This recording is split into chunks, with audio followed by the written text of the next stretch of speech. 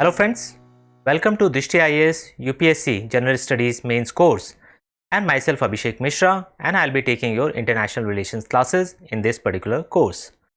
So I'll be telling you in this video about how I'll be taking the international relations classes, what will be the approach and how we'll be covering various topics.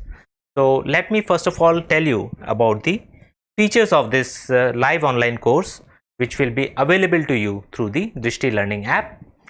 So there will be approximately 350 plus hours of classes across all the subjects which are relevant for mains. I'll be taking your international relations segment. Now the validity of the course will be for 1 year. And along with this course, that is the live online course for general studies for mains, you will be also getting access to the Awake program of Drishti IAS. Awake stands for Answer Writing and Knowledge Enrichment Program.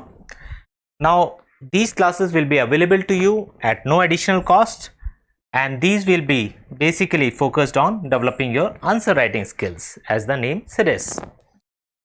Now there will also be Drishti publication books that will be sent to you, which will include the mains capsule series. These are a 5 booklet series covering the entire syllabus of the mains exam in a question and answer format, right? So you can just read the questions and their answers, and it will be very handy for your mains preparation. Along with this, you will also be getting UPSC previous year mains solved papers, which is always very much useful for our mains preparation. Along with this, you will be getting free access to the mock tests for the mains exam via Drishti Learning App only. And most importantly, you will be also getting the interactive Zoom sessions with the faculties to solve your or resolve your doubts. For example, if you have any doubt related to the IR classes or any IR topic, then I'll be discussing with you those doubts in the Zoom session. So all of these are the features of this course. Now we come to the international relations syllabus, what we'll be covering in our international relations classes in this mains course of general studies. So the syllabus given by UPSC is quite pointed as far as mains is concerned. In case of prelims, we know that it requires very extensive and wide study, whereas when it comes to the mains, it is more about more focused study because the syllabus is more defined. So let us look at the general studies syllabus or international relations syllabus of GS2.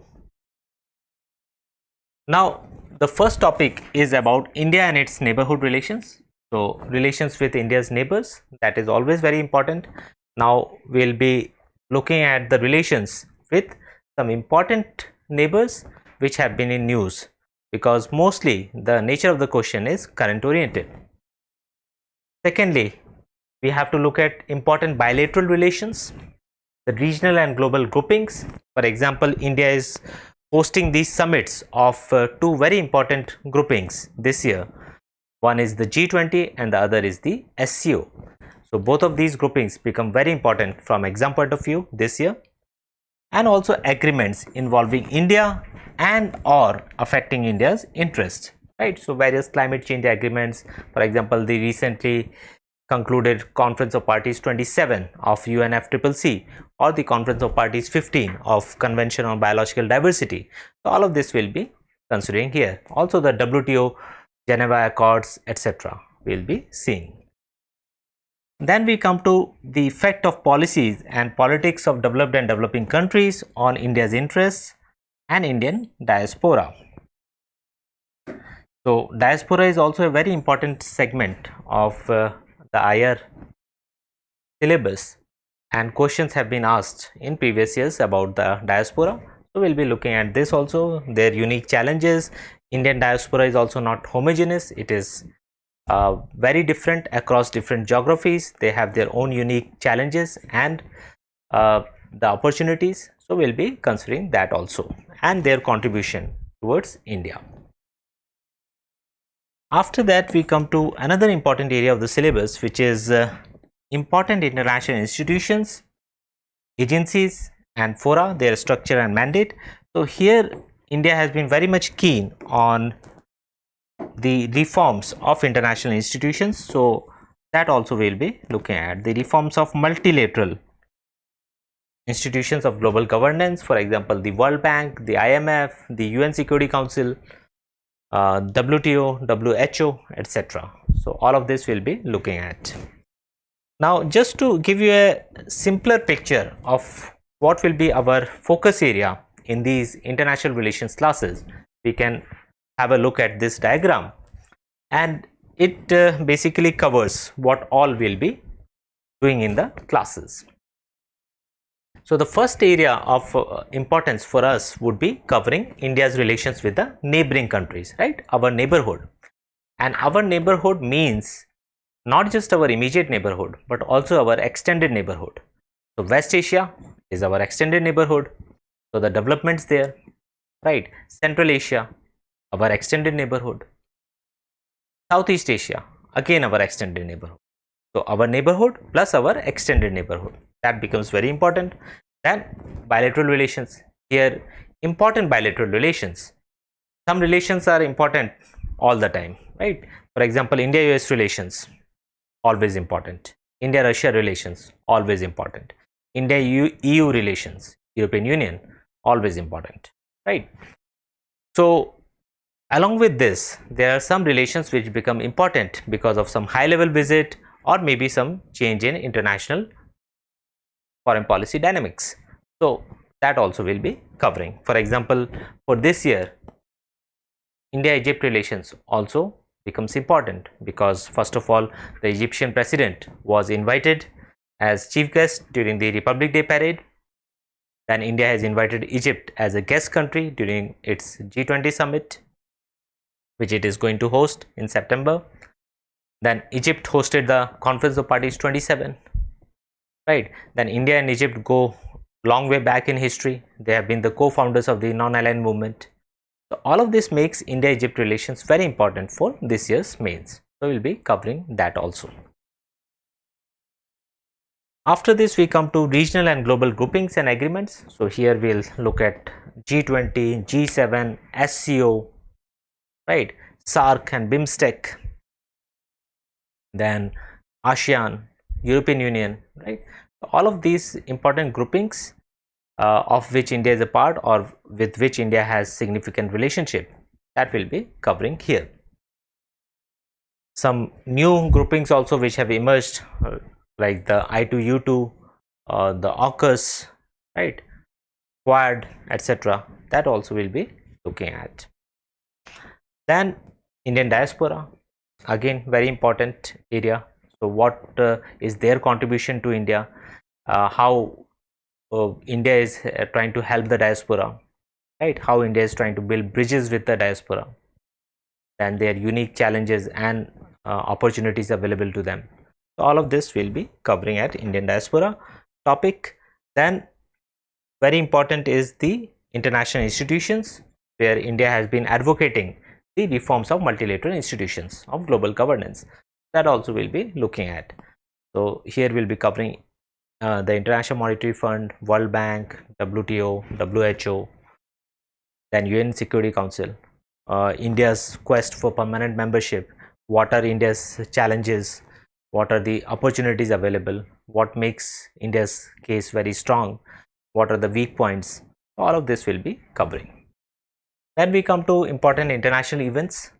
So sometimes questions can also be asked directly on some important international event that is happening in some part of the world, because it is impacting India. For example, the Ukraine crisis. So it does has its impact on the entire world, including India. So why India has taken a particular stand, or what many people say that India has actually not taken a stand. So is not taking a stand also a stand? So what are India's reasons for that? Strategic autonomy and so on. So that also we'll be looking at. The recent conflict in Sudan and India's Operation Kaveri for evacuating India's citizens. All of this will be looking at here. Now, just to give you a better picture of how we'll be going about it, so you can look at it this diagram, and in international relations we'll be looking at basically the neighborhood relations that I've already told you. So we know that our neighbor Pakistan, with that we have an issue over the Indus Waters Treaty. So Pakistan has been putting roadblocks in various projects that India wants to do in the Jammu and Kashmir region. So Pakistan has this habit of delaying Indian projects by raising issues, and India has also seen through the game of Pakistan, and India is now saying that let us go for a review of the Indus Waters Treaty, which is very lopsided in favor of Pakistan. So that has been India's case, and Pakistan is also facing what the Pakistani foreign minister himself has called as a perfect storm of crisis, where it is facing a deep economic crisis, a political crisis, the terrorism that it is itself now facing from the homegrown terrorists, right? So all of this makes for a very difficult situation for Pakistan. So we'll look at that and how can it impact India, what India should do.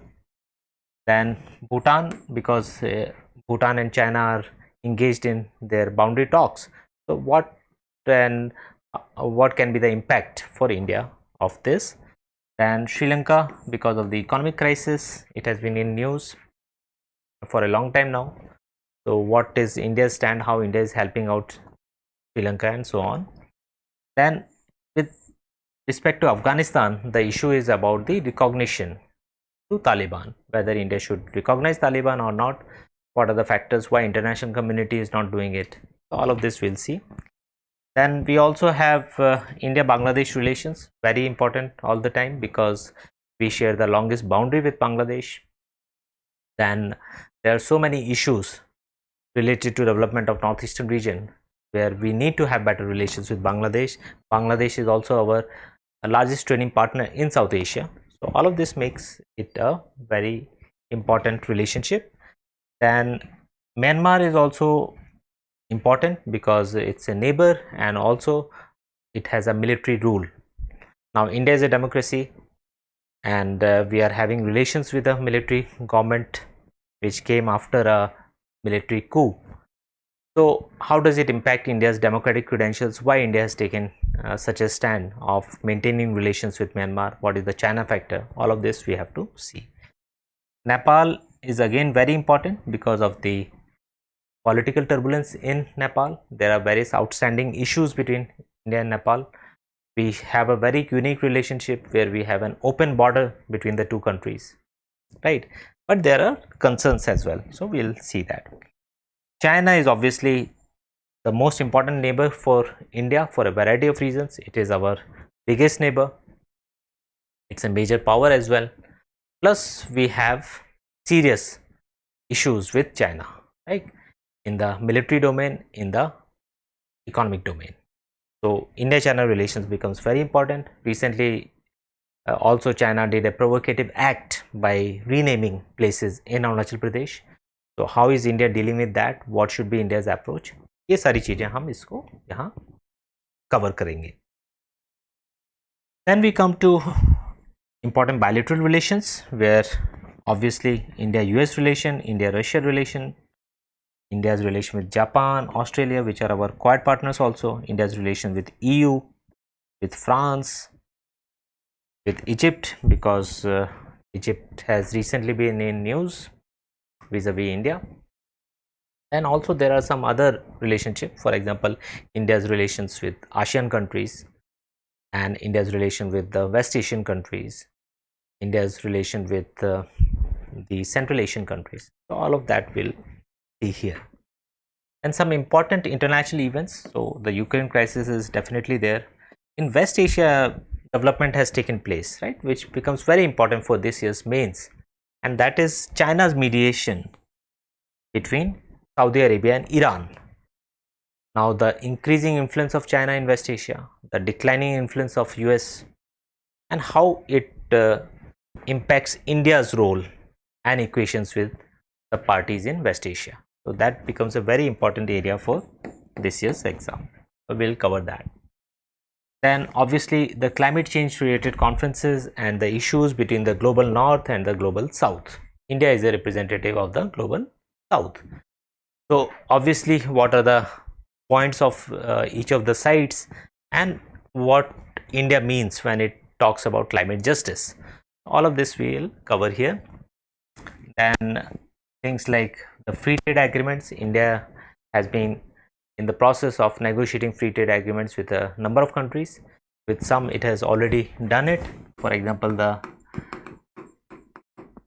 Comprehensive Economic Partnership Agreement with UAE, and also the Economic Cooperation and Trade Agreement, which is a precursor to a FTA with Australia, and we are negotiating FTAs with other countries as well.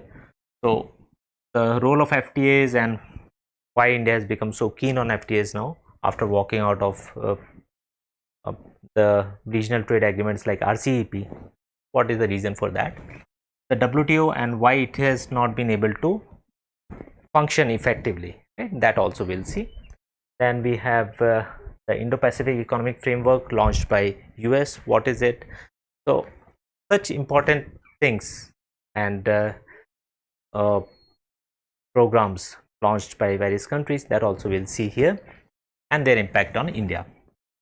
Then events like the Sudan crisis and the need for evacuation policy for Indian nationals caught in conflict situation. So that becomes a very important area.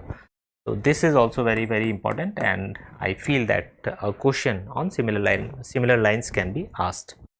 Then obviously groupings like G20, SCO, their agenda, the opportunities and challenges for India, how India is balancing its role of being in Quad and also in SCO, where it has different partners and the partners are actually not on talking terms with each other.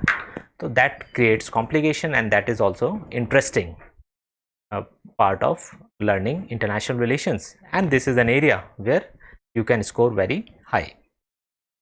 So basically international relations will be covering such dimensions. I have given you a brief overview of how we'll be going about these international relations classes for UPSC mains.